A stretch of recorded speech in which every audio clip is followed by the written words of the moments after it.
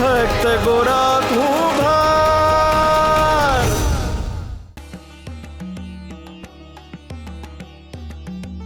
નાથ, આ શું થઈ રહ્યું છે નાથ? ગોરા કેમ સંસાર છોડી રહ્યો છે? આ તો તમારી ઈચ્છાની વિરુદ્ધ થઈ રહ્યું છે.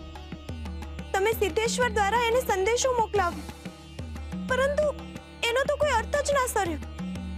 ઉપરથી એ તો સંન્યાસ તરફ વળી રહ્યો છે. હવે ઘડી આવી ગઈ છે નાથ, તમે જાઓ અને એને મળો. જાઓ નાથ, અને ગોરાને મળીને એને સંન્યાસ તરફ જતા રોકો. નાથ, હજુ શું વિચારી રહ્યા છો? તમને નથી લાગતું કે તમારે હવે તમારા ભક્તને પ્રત્યક્ષ રીતે મળવું જોઈએ? નાથ, તમારી ઈચ્છા હતી કે ગોરા પોતાની ભક્તિ દ્વારા સમાજનું કલ્યાણ કરે અને જનમાનસમાં એક ઉદાહરણ પૂરું પાડે કે ગૃહસ્થ રહીને પણ ભક્તિ કરી શકાય છે. પરંતુ જો એ સાંસારિક સંન્યાસ લેશે તો એ અશક્ય છે. આમાં તો ગોરાની ભાગેડુ વૃત્તિ દેખાઈ રહી છે, અને એનો સંસારથી દૂર જવાનો અભિગમ એના વ્યક્તિત્વને નિખારવાને બદલે એને નીચું લઈ જઈ રહ્યો છે. નાથ, ગોરા તમારી ભક્તિના પ્રેમમાં પડીને એની જવાબદારીથી દૂર ભાગી રહ્યો છે.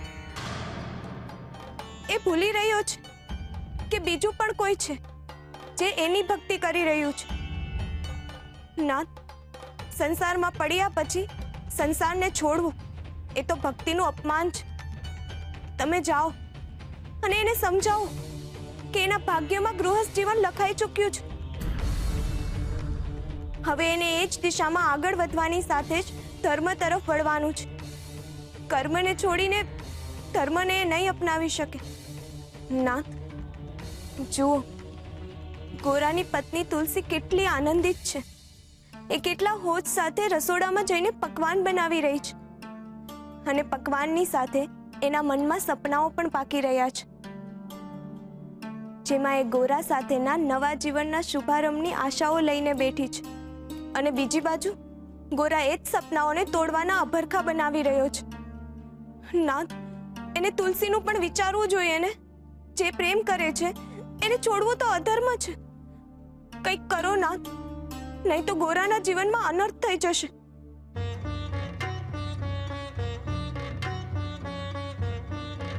આ ગોરાના જીવનની કસોટીની પળ છે રૂકમણી. રૂકમણી, ભક્તિ એ ઈશ્વર સુધી પહોંચવાનો માર્ગ નથી. ભક્તિ એ પોતે જ ઈશ્વર છે.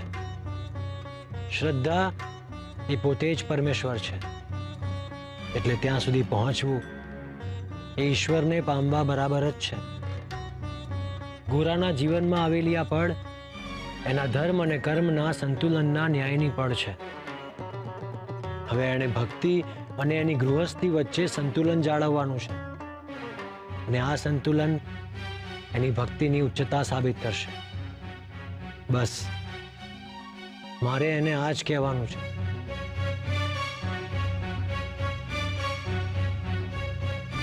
ભાઈબંધ, હું જાણું છું કે તું મને મળવા માટે વ્યાકુળ છે, પરંતુ ભાઈબંધ, મને પામવા માટેનો એકમાત્ર માર્ગ સંન્યાસ નથી, અને તારા માટે તો ક્યારેય નહીં. તારે તો સંસારને સંદેશ પૂરો પાડવાનો છે કે કર્મ અને ધર્મને એક સાથે ચલાવી શકાય છે. જે ચાકડા પર માટલા ઘડી શકાય છે, એ જ ચાકડા પર દીવડા પણ ઘડી જ શકાય છે. તારે સંસારને એ વાત સમજાવવાની છે.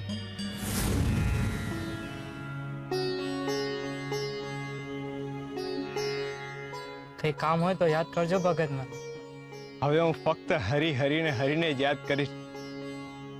મારા જીવનનો એક જ ધ્યેય છે, મારો ગિરધર ગોપાળ. ભલે ભાઈ, જય શ્રી કૃષ્ણ. જય શ્રી કૃષ્ણ.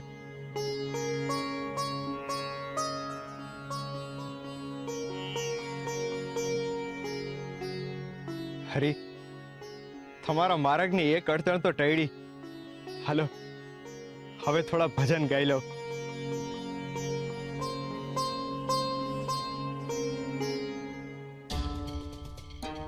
ગોરા ભગત,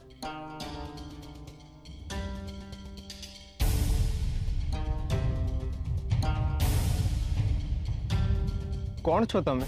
ભગત, હમણાં ને હમને તમે રાજમહેલ પહોંચો. કેમ, શું થયું? મહારાજ તમને ખાનગીમાં મળવા માંગે છે. હું મહારાજનો ગુપ્તચર છું અને મહારાજે જ મને આયા મોકલ્યો છે. ખાનગીમાં? એવું તો હું કામ પડ્યું હશે? ભાઈ, હું તો ચિઠ્ઠીનો ચાકર છું. મહારાજે મને જે કહેવાનું કીધું એ તમારા સુધી પુગાડ્યું. ભાઈ, અટાણે કેમનું મેળ પડશે? અટાણે તો મારે ભજન ગાવાનો સમય છે. હરિને યાદ કરવાની વેળા છે આ. અને ભાઈ, પછી પણ થાય ને? ના, હવે તો પહેલા ને પછી ફક્ત હરી હરી ને હરી જ. ને આમે મને આ સંસારની બીજી કોઈ વસ્તુમાં રસ જ નથી. હવે સંસાર નહીં ભાઈ, હવે ફક્ત ધર્મનો સાર. સંસાર ત્યજવો છે મારે. ભગત, તમારે જે કરવું એ કરો, પણ એકવાર રાજાને મળી લ્યો. અમને ખૂબ જરૂરી કામ છે તમારું. અન્ય સ્થિતિ શું કામ હોય કોઈને? તમે મહારાજને કહી દેજો કે ગોરાએ સંસાર છોડી દીધો છે. મહારાજને નહીં ગમે. મને બહુ ભરોહા હાથે અહીંયા મોકલ્યો છે. તમે નહીં આવો તો એમના સન્માનને ઠેસ પહોંચશે. તમે એકવાર મળી લ્યો, તમારે જે કહેવું હોય એ મોડે મોડ કહી દો. તમે કેમ આટલો આગ્રહ કરી રહ્યા છો? એવું તો એમને શું કામ પડ્યું હશે? બચાવો મહારાજ, બચાવો મને. તમારા યુવરાજે મારું અપહરણ કર્યું છે, મારા ઉપર કુદરતી નાખી છે. મને એની કેદમાંથી બચાવો મહારાજ, એની કેદમાંથી બચાવો. મારે ઘરે જવું છે મહારાજ, ઘરે જવું છે મહારાજ. મને મારી મદદ કરો મહારાજ. છોડી દો એને. બસ, એકદમ ચૂપ. યુવરાજ છું, યુવરાજ. આ દિવાલો વચ્ચે અને રાજ્યમાં ફક્ત મારું જ ચાલે છે. મારી નજર તારા ઉપર પડી એ તારું સૌભાગ્ય છે, મૂર્ખ છોકરી. તારી બુદ્ધિ પરથી મૂર્ખામીનું પડ ઉખાડ અને જો. યુવરાજ, જે આવતીકાલનો મહારાજ છે એ તને પત્ની બનાવવા માંગે છે. આ મહેલની મહારાણી બનાવવા માંગે છે, મહારાણી. યુવરાજ, આ પાપ છે, અન્યાય છે. છોડી દો એ છોકરીને. આ છોકરી સાથે આવું વર્તન કરીને તમે તમારું પદ અને આ રાજ્યની પ્રતિષ્ઠા પર કલંક લગાવી રહ્યા છો. કેવું કલંક? હું એને પત્ની બનાવવા જઈ રહ્યો છું. એની પ્રતિષ્ઠાને વધારી રહ્યો છું. પરાણે પ્રેમ ના થાય યુવરાજ. એને પત્ની બનાવવી હોય ને તો માન પાન સાથે ને એની પરવાનગી સાથે એને પત્ની બનાવો. આમ બળજબરી કરવી ને એ અપરાધ છે. અપરાધ એ કરી રહી છે, મને વશ ન થવાનો. આવતીકાલના મહારાજની સામે નકારમાં મસ્તક ધુણાવી રહી છે. મારી સામે જે મસ્તક નહીં નમાવે એને હું કાપી નાખીશ. આ તમારો અહમ બોલી રહ્યો છે યુવરાજ. ના, આ મારી શક્તિ બોલે છે. મને જે ગમ્યું એ મારું છે, કારણ કે આ રાજ્ય મારું છે.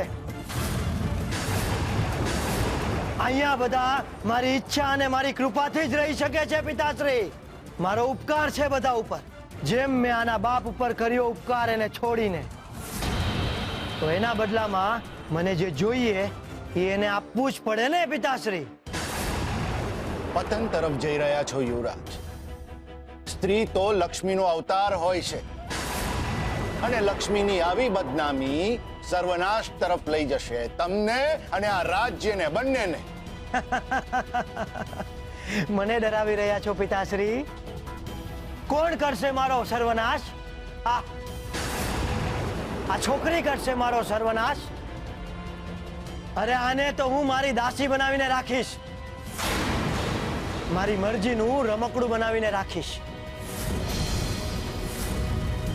કોઈ કાંઈ નહીં કરી શકે.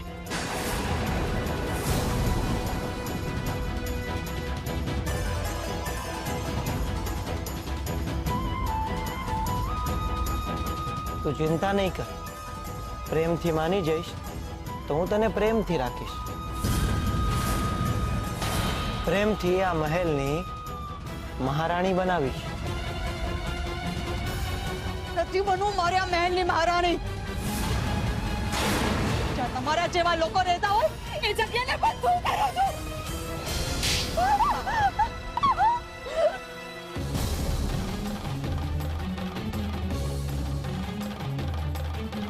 મહારાજ હા શું થઈ રહ્યું છે?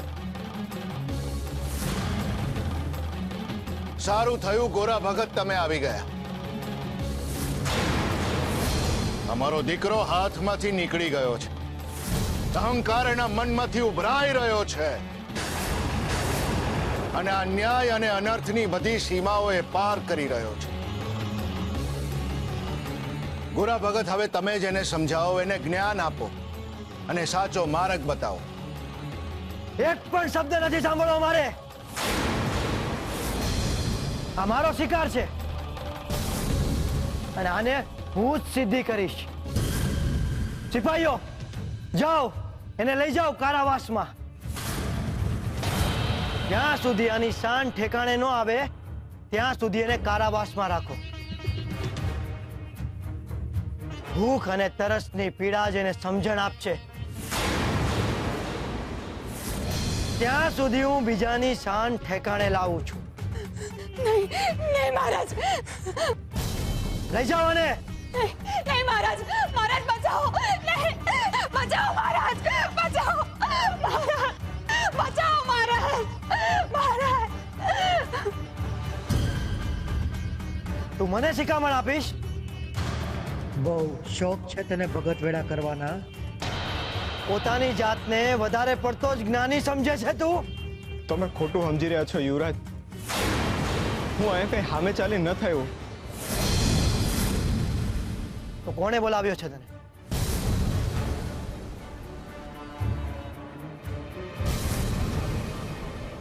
હું બોલું ને હું ના બોલું, હા હું હાલે છે. અસત્ય હું બોલી નહીં શકું ને જવાબ તો મારે દેવો જ પડશે. હે હરી, મારા જીવનમાં હા અચાનક કેવું વાવાઝોડું આવી ગયું છે. મારે આ બધામાં નથી પડવું. મારે માત્ર ને માત્ર તમારું જ નામ લેવું છે. પણ હું કરું હરી? હા અન્યાયને હું જોઈ ન થકતો. એક બાજુ અન્યાય સામે પડકાર આપવાનું મન ખાય છે તો બીજી બાજુ શાંત જીતે બધું મૂકીને તમારી ભક્તિ કરવાનું મન. મને ખબર છે બીજાનું દુઃખ જોઈ નથી શકાતું ને મારું સુખ માત્ર તમારામાં જ છે. સમજાતું નથી કે કઈ બાજુ જાવ. શું વિચારે ભગત? જવાબ આપ. શું કામ આવ્યો છે અહીંયા? યુવરાજ, હું અહીંયા બીજા કામ હાટું આવ્યો હતો, પણ તમે એ છોકરી હારે કર્યું ને એ યોગ્ય નથી, પાપ છે.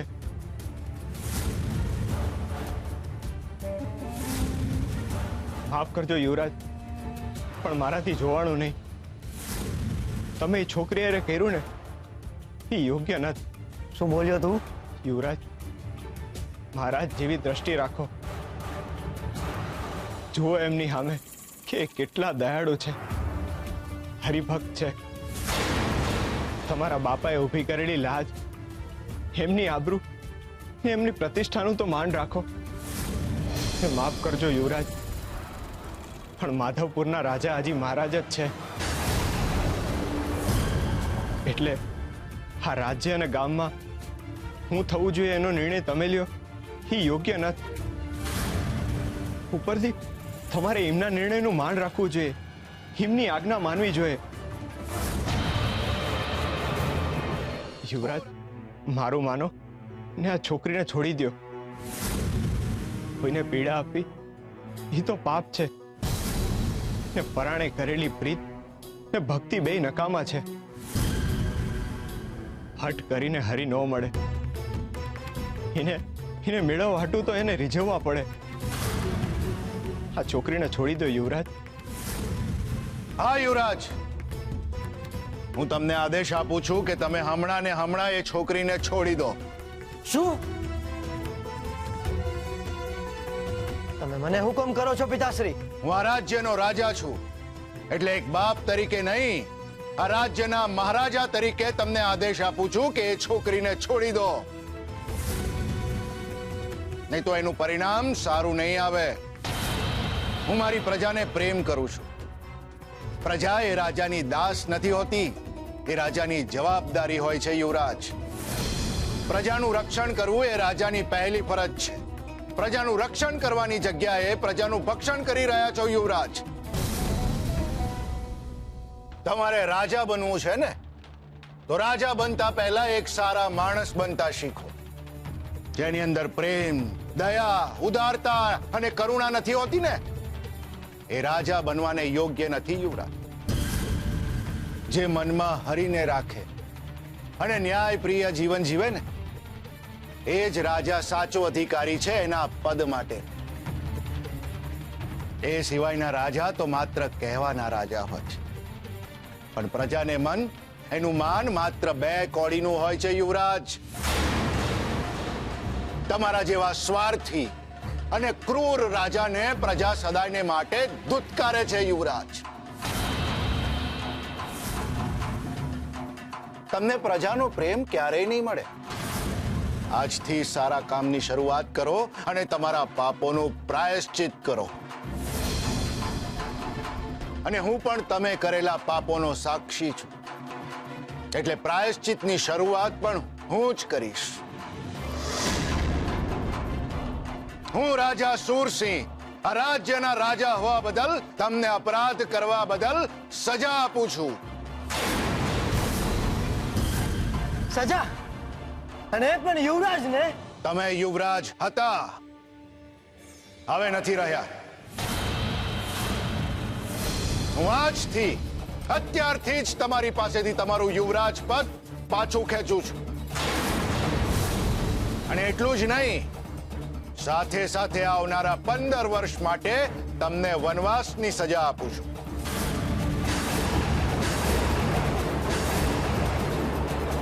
આ રાજ્યમાં અને આ ગામમાં તમારા જેવા પાપી અને અન્યાયી વ્યક્તિ માટે કોઈ જગ્યા નથી યુવરાજ.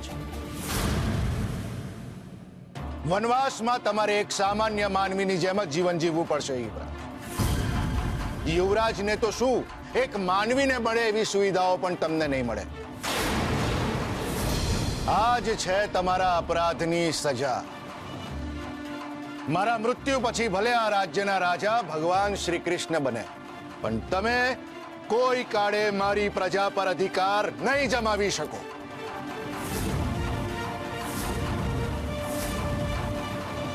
આ શું કર્યું પિતાશ્રી તમે? તમારા એકના એક દીકરા પાસેથી યુવરાજ પદ પાછું ખેંચી લીધું તમે. મારા પ્રેમનું આ મૂલ્ય આપ્યું તમે. તમને ખબર છે હું તમને કેટલો પ્રેમ કરું છું, તમારા માટે કેટલું માન છે મને. મારા પ્રેમની સીમા અસીમ છે પિતાશ્રી. તમને જોઈ જોઈને તો મને રાજા બનવાની ઈચ્છા જાગી. બાળપણથી જ તમને જોતો આવ્યો છું અને ત્યારથી જ નક્કી કરી લીધું કે હું પણ મહારાજ બનીશ. તમારો આ મુકુટ હું પહેરીશ, રાજગાદી ઉપર બેસીને શાસન કરીશ. હું હંમેશા વિચારતો હતો પિતાશ્રી કે મોટો થાઈશ ને એટલે રાજા બનીશ. રાહ જોતા જોતા હું યુવાન થઈ ગયો, રાજા બનવાને યોગ્ય થઈ ગયો, પણ હજુ પણ હું યુવરાજ જ છું પિતાશ્રી.